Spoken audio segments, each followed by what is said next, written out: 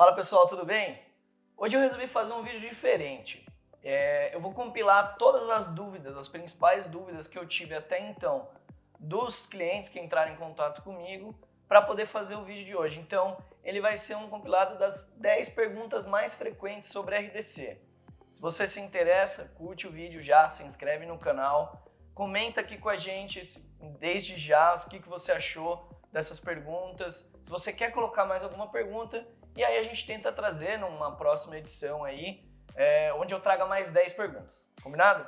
Bora lá então no vídeo de hoje? É isso, roda a vinheta.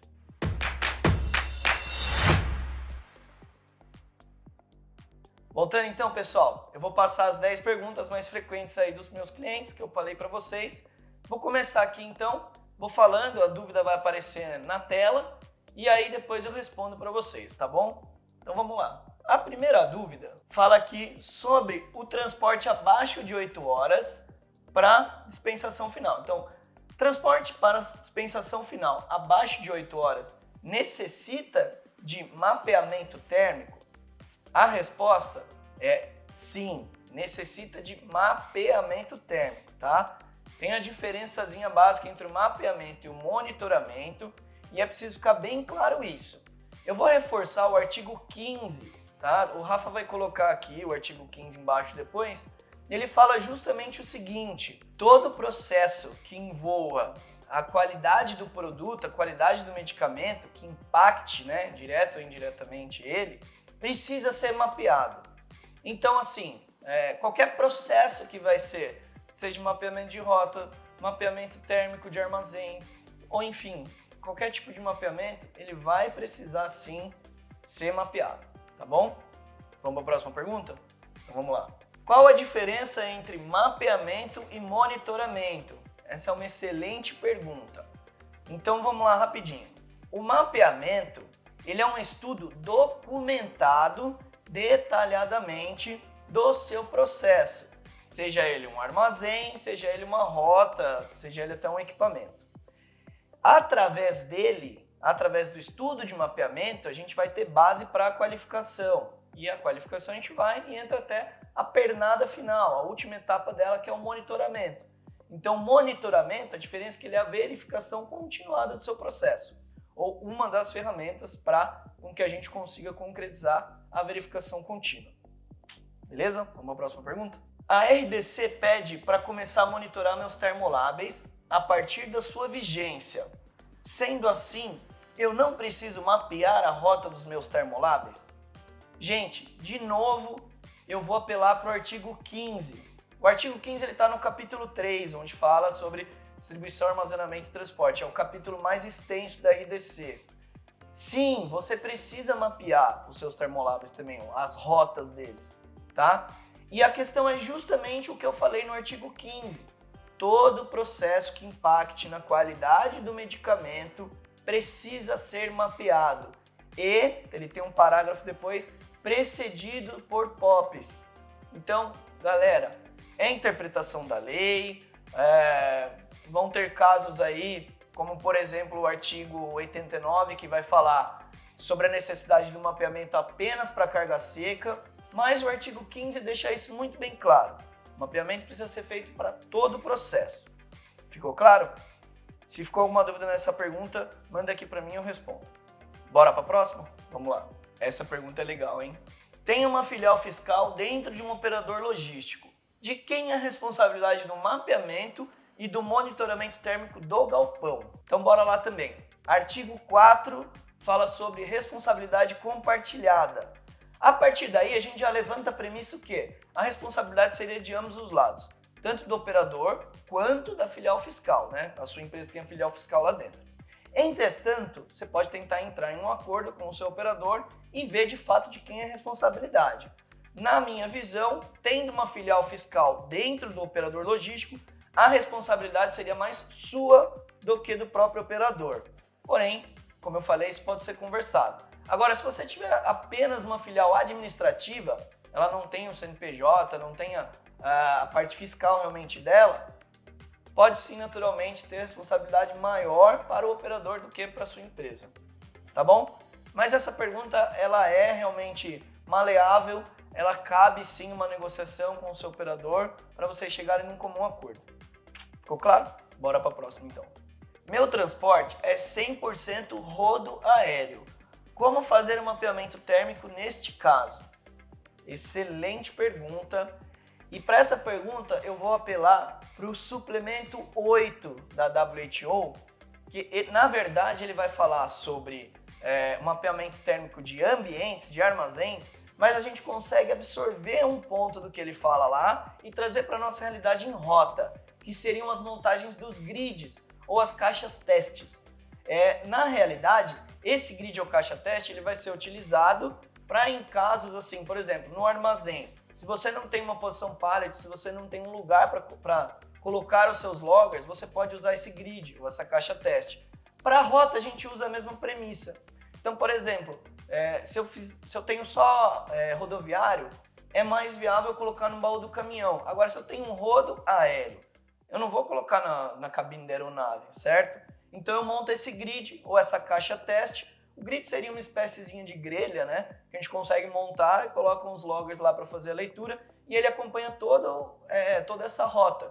Ou, se preferir uma caixa teste, você pode colocar a caixa, o data logger, dentro dessa caixa, se ela for ventilada, tá? Ou se ela não for ventilada, você coloca externamente a ela, mas acoplada ali para seguir todo o trajeto. Ficou claro? Vamos para a próxima então. Tenho mais de 2.000 rotas, quais devo mapear? Excelente pergunta.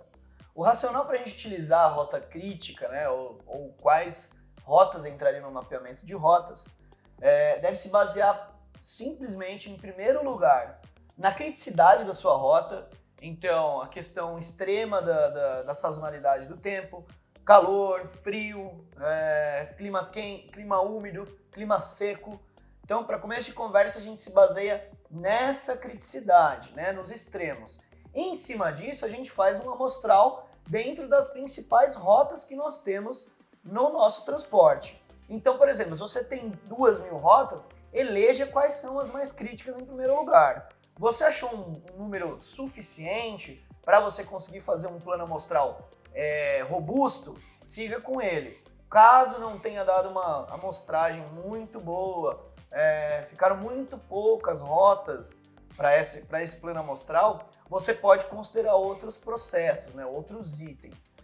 Você pode eleger a cidade mais crítica de um determinado estado, por exemplo, e assim conseguir seguir com a sua rota. Se, por exemplo, você elegeu que das 2.000, as mais críticas são provenientes de 10 estados, tente eleger a cidade mais crítica desses 10 estados e aí você segue com o seu planejamento do mapeamento de rotas. É mais ou menos isso. Não tem um formato estabelecido, concreto, vai depender muito da sua análise crítica com análise de risco que você vai fazer posteriormente para poder implementar e executar esse estudo. Mas é mais ou menos isso, tá joia? Próxima. A pergunta 7. Qual a diferença entre mapeamento e qualificação? Bom, eu falei lá no começo a diferença entre mapeamento e monitoramento, então eu reforço aqui só o mapeamento e a qualificação. O mapeamento é o estudo documentado, como eu já falei, de forma detalhada. Ele não tem, e é importante que isso fique claro, ele não tem poder regulatório, oficialmente falando. Então ele não pode aprovar ou reprovar nenhum processo seu. Porém, ele é fundamental para nos dar base para a qualificação térmica. E aí sim, a qualificação ela tem um controle regulatório, sim, oficialmente, tem um relatório. E aí você vai, com a qualificação, realizar os testes, comprovando a eficácia do seu sistema, e aí sim ele tem o poder de aprovar ou reprovar esse seu sistema aí. Tá bom? Bora para a próxima? 8. Qual a importância do mapeamento de rotas? Excelente questão, e vai com aquelas outras questões que eu falei, da necessidade sim do mapeamento de rotas. Então vamos lá, para começo de conversa. Mapeamento de rotas ele vai ser necessário para a gente conseguir identificar o comportamento das nossas rotas, promover a caracterização delas, né, entender a caracterização delas, da primeira à última milha, e por fim ele vai nos dar base para definir que tipo de sistema nós vamos utilizar no transporte, se sistema ativo ou passivo. Ou se, dependendo, você está mapeando uma rota para carga seca, e você descobre que o seu baú não teve excursões, ele se manteve em 15 a 30, você não precisa colocar um sistema ativo ou passivo na sua rota, no seu transporte. Tá bom? Bora lá para a próxima. Excelentíssima pergunta. 9. Devo mapear a umidade? Então vamos lá, galera. A pergunta 9 é para ser assim, preto no branco do que a RDC está pedindo hoje. Sim, você deve mapear a umidade. Ele fala em alguns artigos sobre isso. Entretanto, é necessário que a gente tenha bom senso. Por que o bom senso? Hoje em dia, pouquíssimas empresas têm um estudo de estabilidade detalhado sobre a umidade dos medicamentos. O que se tem vasto hoje na literatura é o estudo de estabilidade de temperatura. Então, assim, levanta com o detentor do registro, se ele tem um estudo de estabilidade bem elaborado sobre a umidade. Se ele tiver, peça para ele, veja se tem essa possibilidade, você dá uma olhada, quais são os parâmetros para assim você realizar. Senão você não tem uma faixa de operação bem definida, se não se sair da faixa que pede até alguns documentos da Anvisa, você não sabe muito o que fazer. Então é fundamental a gente entender esse processo para até assim, possivelmente o monitoramento, aí sim o monitoramento a gente vai fazer toda a verificação da temperatura e da umidade, tá bom? Se ficou com dúvida nessa pergunta, manda aqui para mim que eu respondo com mais calma, tento te atender melhor. A última pergunta, hoje monitoro minhas rotas com registrador offline. Preciso monitorar com registrador em tempo real? Excelentíssima pergunta. E o que eu falo? O registrador em tempo real, o monitoramento em tempo real, é fundamental para o seu processo. Entretanto, não é obrigatório pela RDC. Com a mudança lá na 304 com a 360, excluindo a palavra contínuo do monitoramento, lembra disso? Então, essa exclusão tirou a necessidade do monitoramento em tempo real, vamos dizer assim. E aí, então, você pode utilizar, sim, o monitoramento offline, que é um espeto, USB, enfim. Porém, o que eu digo, a ressalva que eu coloco, o que eu recomendo, até para ter uma rastreabilidade maior do seu processo, é o que você utilize em tempo real. Vai ficar a seu critério, custo-benefício, budget que você vai ter para isso, mas nenhum dos dois está errado. Combinado, pessoal? Valeu, espero que vocês tenham gostado desse formato, preparei com muito carinho aí para vocês. E é isso, eu fico no aguardo para vocês mandarem mais perguntas. Se vocês tiverem dúvidas, manda aqui até nos comentários do vídeo, nas minhas redes sociais. E eu vou armazenando essas perguntas e tento fazer um outro vídeo. Não esquece, se inscreve no canal, deixe seu like, compartilhe o conteúdo nas redes. E é isso, valeu e tchau!